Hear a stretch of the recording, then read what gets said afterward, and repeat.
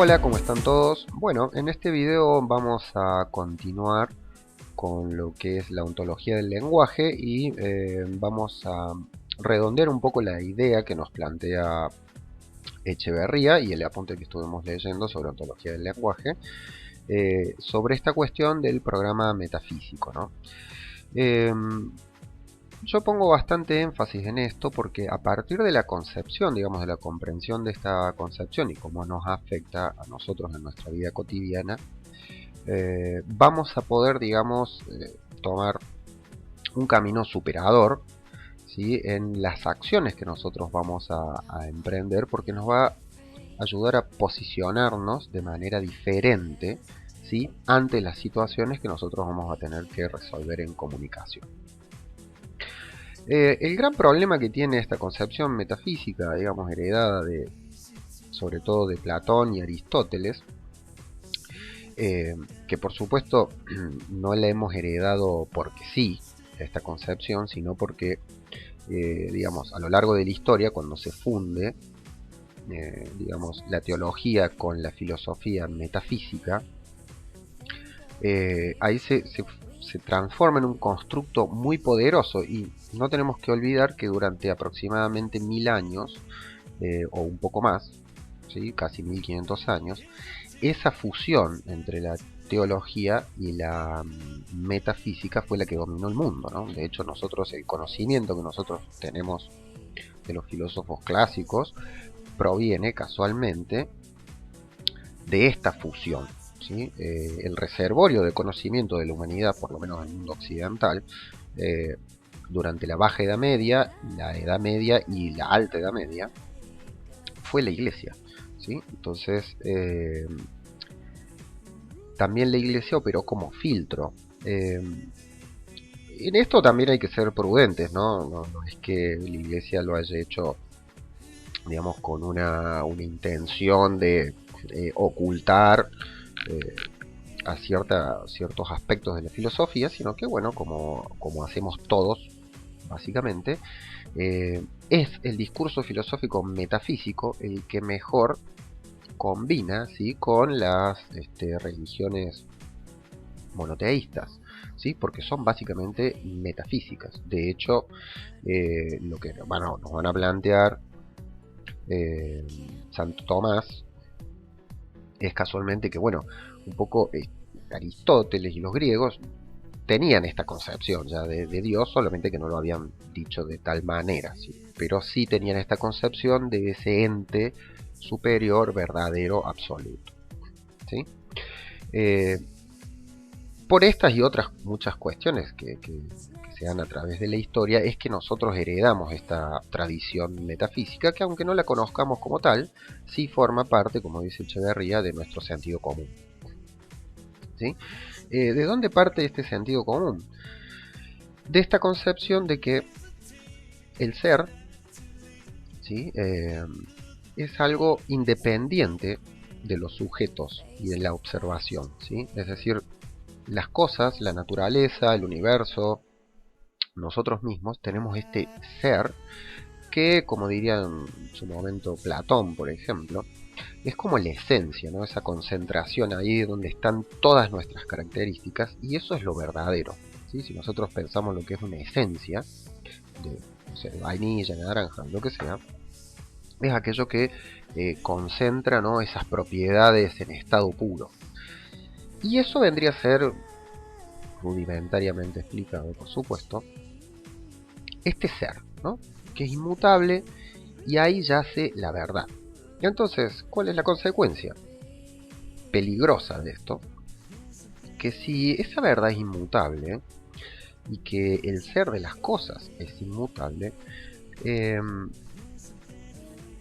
el que accede a ese conocimiento accede a la verdad absoluta, y por tanto quienes no acceden están de cierta manera obligados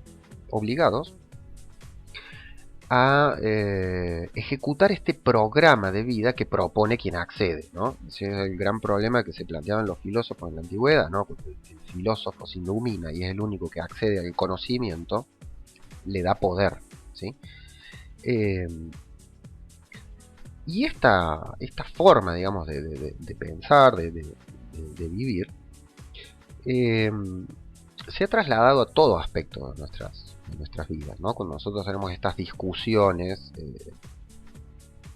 álgidas, en realidad no estamos discutiendo por tener razón o, digamos, o por defender nuestras posturas, sino que lo hacemos desde esta posición de que hay una sola forma de hacer las cosas, devenida de esta concepción metafísica que la esencia de las cosas es una sola, única e inmutable.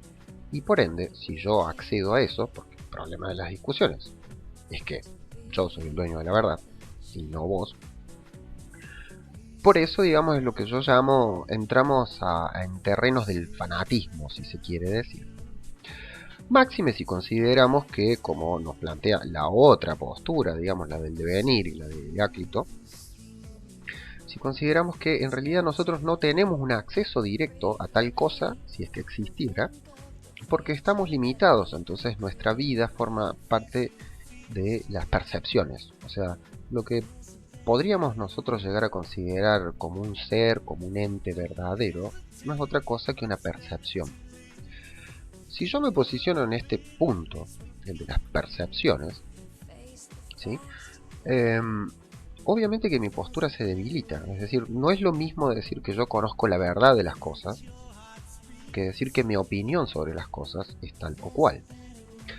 Entonces va a haber otros parias, como dice Echeverría de la filosofía, que son los sofistas, que ellos son los que descubren esto y dicen, bueno, en definitiva, esto de la verdad, si existe tal cosa, nosotros no podemos acceder a ella porque estamos limitados. Pero lo que sí tenemos que tener en cuenta que la verdad finalmente va a ser una construcción colectiva que tiene que ver con la cultura y con el lenguaje. Son los primeros que lo dicen. Y por ende son también los primeros que desaparecen, digamos, de la cartelera de los filósofos clásicos. Nosotros estamos acostumbrados o estábamos, a estudiar a Platón, Aristóteles como los grandes filósofos, y los sofistas tenían ¿no? esta especie de papel de mercenarios, porque en realidad ellos habían descubierto este principio, ¿no? de que la verdad tiene mucho que ver con el lenguaje y con la construcción social, y de hecho ellos se dedicaban a la retórica, es decir, a ayudar a las personas a ser convincentes. ¿Para qué? Para poder construir esto. Obviamente que si los otros pensaban que que la verdad existía, esta cuestión del convencimiento, ¿no? Así de la persuasión, sonaba bastante deplorable en aquellas épocas. Pero ¿qué es lo que sucede? Si nosotros nos posicionamos, ¿no? en esta concepción, donde en realidad la verdad es una concepción lingüística y tiene que ver con la construcción social, es muy difícil que nosotros podamos pararnos, digamos, desde la postura del fanatismo, porque ya no defendemos algo absoluto y verdadero, sino lo que estamos defendiendo es una postura. Y las posturas, ¿sí? Son relativas y falibles. Por tanto, mientras más esfuerzo realicemos nosotros en diversificar esta postura, ¿sí? más rica va a ser nuestra propia postura. Es decir, si yo hago el esfuerzo por la comprensión, ¿sí? ¿sí? y por una construcción social, e incluyo en esa construcción social, en este punto de vista, distintos puntos de vista, voy a generar algo mucho más rico, representativo. Ahora bien, para poder hacer eso tengo que abandonar la idea de que hay una sola verdad y que por supuesto yo soy el dueño de ella. Este es un poco el motivo por el cual, digamos, desde la ontología del lenguaje, que plantea que nosotros, digamos, nos generamos, ¿sí? el lenguaje y plantea, digamos, esta capacidad que tiene el lenguaje generativa, digamos, para nosotros poder avanzar dentro de esta concepción, obviamente que tenemos que deshacernos, por así decirlo, o quitarle peso a esta cuestión metafísica, ¿sí? De allí que nosotros empezamos viendo esto antes de pasar a lo que es, ¿sí?, la ontología del lenguaje en la práctica, ¿sí?, que eso lo vamos a ver un poquito más adelante. ¿Sí? Entonces, fundamental tener en cuenta cuál es la herencia que tiene este programa metafísico en nosotros, porque se da de manera cotidiana, o sea, cuando nosotros discutimos con alguien, ya sea en relaciones interpersonales, en cuestiones laborales, generalmente lo hacemos desde esta concepción, ¿no? Que yo la resumiría de la siguiente forma, o sea, es una postura que nos indica que hay una sola forma de ver las cosas. Y de allí nuestro comportamiento, ¿no? O sea, si ustedes se fijan y se analizan un poco en situación, se van a dar cuenta que a veces nos cuesta mucho ver que hay otras formas. Y si nosotros partimos, un poco también como se menciona ahí en el apunte, de que todos tenemos razón, porque en realidad todos tenemos esa capacidad de razonar y darle lógica a algo, y partimos del supuesto de que lo nuestro es solamente una percepción, construiríamos, digamos, relaciones mucho más ricas y fluidas, en tanto que nuestro, digamos, nivel de violencia, si por así se puede decirlo, para defender estas posturas sería mucho más relativo, ¿sí? Sería mucho más relativo porque yo no me estoy enfrentando a una situación o a una persona, digamos, que me desafía, sino en realidad lo que me estoy enfrentando es a otra visión de un mismo objeto. Y si yo considero que mientras más rica esa visión es mejor,